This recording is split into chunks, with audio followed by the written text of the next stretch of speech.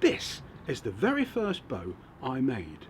One day it was an ash sapling, the next a bow. That was a year ago, and during those 12 months this bow has kept a little secret from me. And that secret is the answer to the question of why oh why, when I draw this bow, doesn't it just smash into lots and lots of little pieces?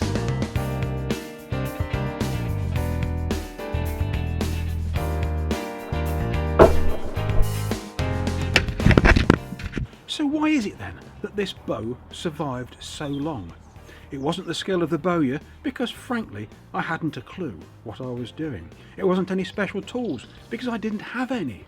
It wasn't a great workshop, because this bow was made in the woods. If you want to see me making it, check out this video. There's a link in the description. You see, I have many people who contact me who've had a try at making their very first bow, and it's broken. They've had another go, and that one's broken as well. So why is it that this one worked out? Because I, at that point, had got no more experience than those unfortunate people whose bows broke. Now the finish on this bow is truly awful. There's rasp marks still on the belly. The back is largely unfinished. The handle is made from the leather of an old glove. The nocks are protected by leather from the fingertips of the same glove, and it's got a paracord string. So it can't be for these reasons that this bow has survived as long as it has. And for a crudely made bow, it's surprisingly powerful and accurate.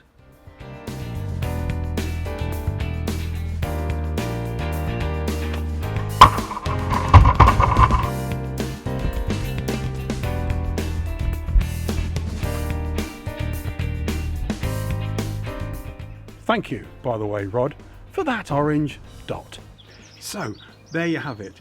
Poorly finished, poorly made bow, fashioned in the woods by someone with absolutely zero experience, with few tools, and then fitted with a paracord string. How on earth has it survived so long? It should have broken ages ago. Its secret, which is kept for many, many months and took someone else to point out to me, is its shape. It's the flat belly of this bow. That is the thing that's kept it alive.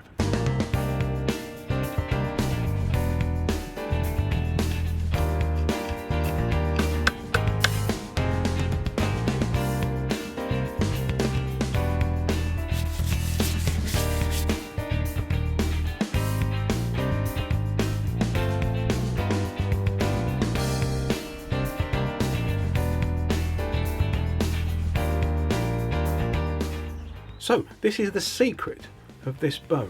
It's a flat belly. The back is rounded. That was the outside of the sapling that I used. Here I worked down the wood and made it flat. I didn't realise what I was doing, but that is the secret to this bow's survival. There are two working surfaces on a longbow. The back, which faces away from the archer, and the belly, which faces towards the archer. When the bow is drawn, each surface is put under stress. The back is under tension and the belly compression. So it's really important to know what kind of wood you are using when you're making your bow, because not all woods are made equal. Some can withstand compression and tension, some only compression, and some only tension. The wood famously used for the English longbow is yew, and yew can withstand tension and compression in equal measure. So you can make a yew bow virtually any shape you want, but very commonly they have a rounded belly. This is a yew self bow, and it's got a rounded belly and also a rounded back. Now the wood I used for my very first bow was ash, and ash doesn't withstand compression very well. So let's compare my ash bow with a yew bow, and you can clearly see that the yew bow is rounded at the belly and the ash bow is flat.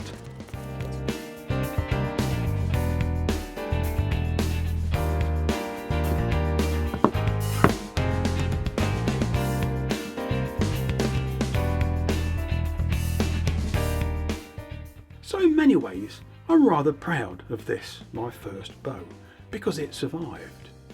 But it took a man of many more years' experience than I'll ever acquire to tell me why. That man is John Riggs of John J. Riggs Archery in North America. And John has recently published his Bowmaker's Notebook. It's available on Amazon. You can read it as a Kindle ebook or as a paperback. John's notebook is handwritten and illustrated, and it explains how to make 3 typical types of bow. It's a great resource, and for £8 in the UK on Kindle, it's an absolute bargain. Well, that's it for today. Thank you so much for watching. I hope you've enjoyed it. Do have a look at John's notebook. I think you'll find it a great place from which to start a journey into bow making. And if you're about to make your very first bow, good luck. Remember, the rules are quite simple. Go slowly, go carefully, but above all, make the bow the correct shape for the wood that you are using. That, after all, is the secret of this, my first bow.